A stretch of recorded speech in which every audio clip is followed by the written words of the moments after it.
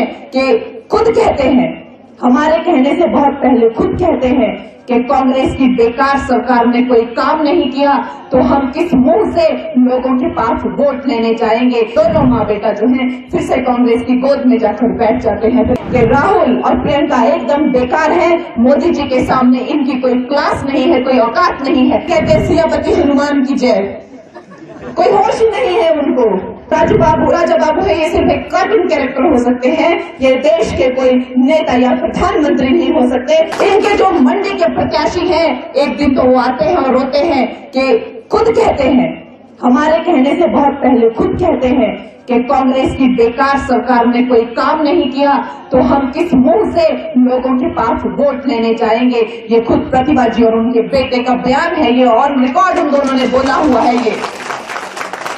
और ये कहते हैं हम कौन सी शक्ल लेके लोगों के पास, या हमारे खुद के कार्यकर्ताओं के तक तो हमने काम करवाए नहीं।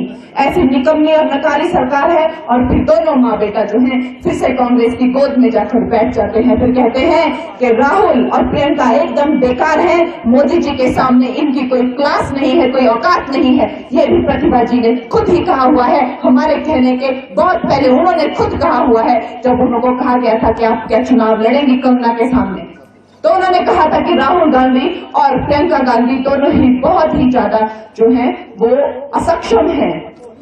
मोदी जी के सामने उनकी कोई हैसियत नहीं है। वो मोदी जी कहाँ और ये कहाँ, और हमारे पास बजट नहीं है, हमने लोगों के काम नहीं कराए हुए हैं। इस तरह के इन्होंने बयान दिए हैं। अब हमारे लिए बताने को रहा ही क्या है, इनके जो काले चिट्ठे हैं वो जनता के सामने खुल चुके हैं। और राजा बाबू हैं, वो कहते हैं कि मैं सनातनी हूँ, मैं हिंदू हूँ, और फिर कहते हैं सियापति हनुमान की जय, कोई होश ही नहीं है उनको। अभी कल भी उन्होंने कह दिया कि जवाहरलाल इंदिरा गांधी हमारी पहली राष्ट्रपति थी और जवाहरलाल नेहरू जो 22 साल जेल में थे। तो इस तरह के जो राजा बाबू है, ये सिर्फ एक कार्टून कैरेक्टर हो सकते हैं, ये देश के कोई नेता या प्रधानमंत्री नहीं हो सकते। और देश की जनता इनको जवाब देगी।